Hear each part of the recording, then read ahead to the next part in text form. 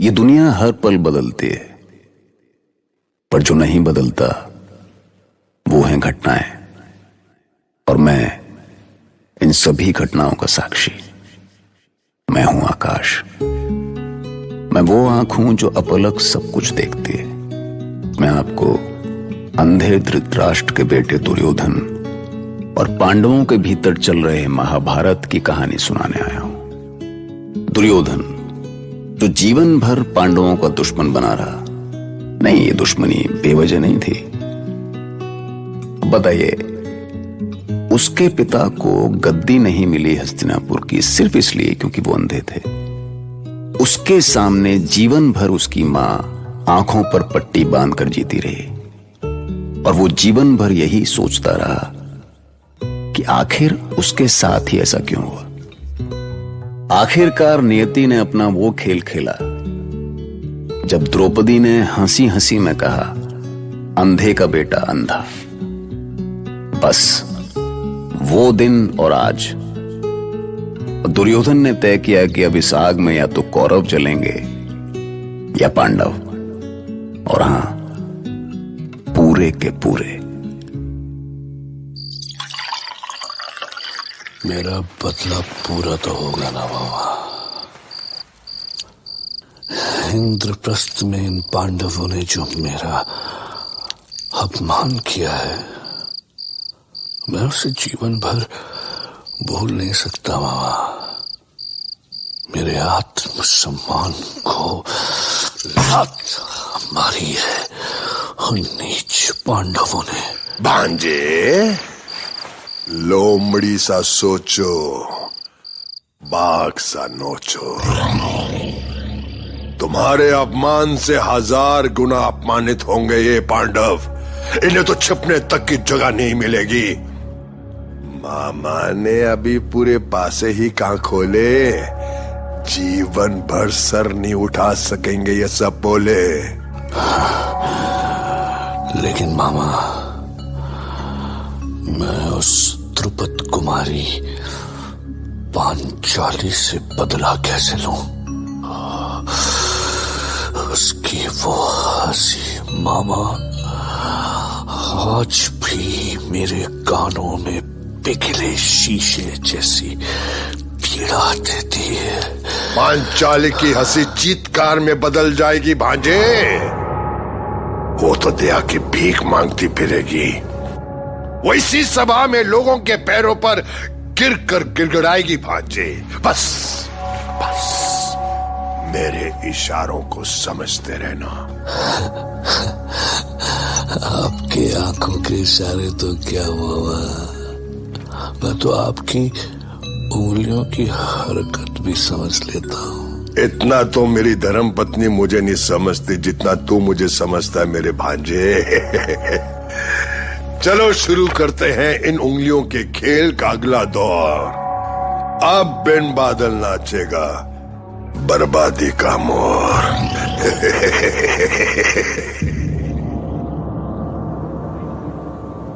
युधिष्ठिर महाराज, अपने 2 छोटे भाइयों नकुल और सहदेव को तो आप हार ही चुके हैं, पर अभी भी 2 भाई शेष हैं। ये सब बोलते हुए लज्जा नहीं आती शकुनी? हमारी सारी संपत्ति ले ली, धन वैभव ले लिया, अब क्या हम सभी भाइयों की एकता भी छीनना चाहते हो? ऐसे अधीर क्यों हो रहे हो धर्मराज? मैं तो चाहता हूं कि आप भी जीते अपनी हारी हुई सारी संपत्ति। बस एक बाजी और। बस बस, मुझे परामर्श ना दे शकुनी। अरे धर्मराज युधिष्ठिर, आप आशंकित क्यों हो रहे हैं? आशंका से विवेक नष्ट हो जाता है और बिना विवेक के जीवन में बड़ा कष्ट हो जाता है। गंधार कुमार शकुनी, आप अपनी मर्यादा की सीमाएं पार कर रहे हैं। जरा तरस खाओ अपनी हालत पर। एक टांग से तो लंगड़े हो ही, कहीं ऐसा ना हो कि मैं एक टांग से लंगड़ा हूं और भीम तुम बुद्धि बुद्धि से लंगड़े हो। शकुनी, चिल्लाओ मत, चिल्लाओ मत। इस सभा की मर्यादा भंग करने के कारण तुम दंड के भागी बन सकते हो।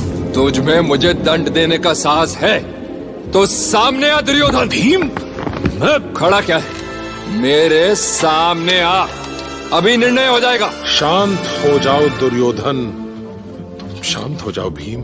मुझे मत रोकिए भैया, इसकी नीचता मुझे सहन नहीं होती। ये परीक्षा की घड़ी है भीम। मुझे नहीं देनी कोई परीक्षा। बस भीम, बस। मैं सब समझ रहा हूं भीम, शांति से बैठ जाओ। देखो भीम, हम सुख में भी साथ हैं और दुख में भी हमें साथ रहना है। ये हुई ना बात? क्यों युधिष्ठिर, और कुछ है दांव पे लगाने के लिए? ठीक है, मैं आर्यवर्त के सर्वश्रेष्ठ धनुर्धर अर्जुन को दांव पर लगाता हूं। चलिए 9। हम जीत गए मामा श्री, हम जीत गए। हम नहीं जीते भांजे, मेरे पास से जीते हैं। मुझे क्षमा करना अर्जुन। पितामह, मैं पांडु पुत्र अर्जुन अपनी इच्छा से आपके चरणों में अपना मुकुट और अपने शस्त्र अर्पित करता हूं। बस, बहुत हो गया। मैं भारद्वाज पुत्र द्रोण अपने शिष्य पांडु पुत्रों पर हो रही अनीति और अत्याचार को सहन नहीं कर सकता। अहंकारी कौरवों, यदि तुम में अपनी शक्ति का इतना ही अभिमान है तो आओ, मेरे परशु के सामने आओ और मेरी युद्ध की चुनौती स्वीकार करो। आचार्य द्रोण, क्षमा करें महाबली भीष्म, मेरी आत्मा इस अधर्म को देखकर शांत बैठने की आज्ञा नहीं देती। धिक्कारती है मुझे मेरी आत्मा। गुरुदेव, अपने परशु का भय हम कौरवों को मत दिखाइए। शांत रहो दुर्योधन, शांत। हम आचार्य से बात कर रहे हैं। क्या अब मुझे तुम्हें यह सिखाने की आवश्यकता है कि तुम्हें हमारे बीच में बोलने का अधिकार नहीं है? क्षमा करें पितामह, लेकिन यह सभा वार्ता के लिए नहीं, द्यूत क्रीड़ा के लिए बुलाई गई है। यह देखकर बहुत अच्छा लगा दुर्योधन कि तुम मेरे सामने कुछ बोलने का साहस जुटा सके, पर क्रीड़ा के नाम पे तुम पांडवों से जो छल कर रहे हो वो ना तो नीति के अनुसार है और ना राजधर्म के। आप इसे अभी और इसी समय अनैतिक घोषित करें पितामह। हम विवश हैं आचार्य। राज परंपरा के अनुसार इस समय महाराज धृतराष्ट्र ही कोई निर्णय ले सकते हैं, किंतु वो मौन हैं और मौन ही रहेंगे। आज तक मैं समझता रहा कि महाराज केवल देख नहीं सकते, पर अब लगता है कि वो ना देख सकते हैं और ना ही सुन सकते हैं। आचार्य द्रोण, आप हस्तिनापुर परम प्रतापी महाराज के विवेक को चुनौती दे रहे हैं, अपमान कर रहे हैं उनका आप। और यह आप भली भांति जानते हैं कि महाराज का अपमान राजद्रोह है। यदि इस अनीति को रोकने के लिए मुझे राजद्रोह भी करना पड़े दुर्योधन, तो मैं वो भी करूंगा। ठहरे आचार्य, धैर्य धारण करें, हम इस विषय पे पुनः वार्ता करेंगे। मैं कुमार दुर्योधन की ओर से पूरी सभा से क्षमा मांगता हूं और प्रिय पांडव युधिष्ठिर से अनुरोध करता हूं कि अगर वो खेल को छोड़कर जाना चाहें तो वो जा सकते हैं। मैं स्वयं अपनी हार मान लूंगा, परंतु नहीं, मैं अपने महाबली भ्राता भीम को दांव पर लगाता हूं। बस करो भैया, ये अनर्थ है, घोर अनर्थ है। मैं मृत्यु को गले लगा सकता हूं, पर इस नीच का दास कभी नहीं बनूंगा। शांत रहो भीम, मेरे लिए जैसे मेरे और भाई हैं वैसे तुम भी हो। हम सभी साथ हैं और साथ रहेंगे। ये एकता ही हमारी शक्ति है। भैया, ये क्या हो गया है आपको? मैं तुम्हारी भावनाएं समझ सकता हूं भीम। सभासदों, भीमसेन हमारी सेना के महाबली सेनापति हैं। मैं अपने इस प्रिय अनुज को दांव पर लगाता हूं। ये रहा 6। अरे अरे अरे अरे, ये तो फिर से हार गए। इंसान कितना हार सकता है? हमने तो आपको अवसर दिया था जाने का, पर युधिष्ठिर ठहरे धर्मराज, कहां हार मानने वाले हैं। पर हो सकता है इस बार ऊंट के नीचे पहाड़ आ जाए और बाजी आप जीत जाए। अब क्या सोच रहे हो भीम? अब तो तुम मेरे दास हो, मेरे सबसे प्रिय दास।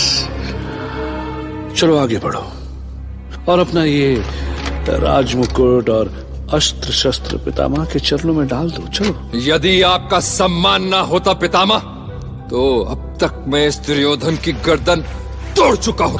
ना ना ना ना, ऐसा क्रोध उचित नहीं है प्रिय दास भीम।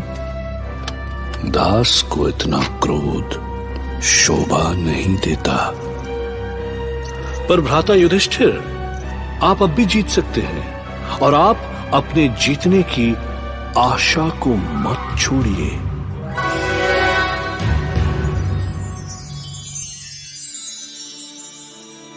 अब कैसी आशा, कैसा विश्वास निहारिका। पांडवों ने केवल स्वयं को दांव पर नहीं लगाया, वो अपनी आशा, अपना विश्वास भी हार चुके हैं। और धर्मराज अब भी दांव लगाने के लिए बैठे हैं, जबकि उनके पास तो कुछ भी नहीं बचा। कुछ भी नहीं बचा है महारानी। तुम्हारे आंसू बहाने से कुछ नहीं होगा निहारिका।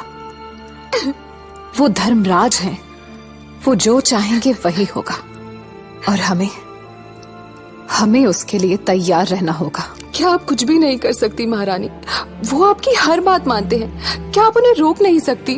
नारी जितनी तन की सीमाओं में बंधी है, उससे अधिक मन की सीमाओं में बंधी है निहारिका।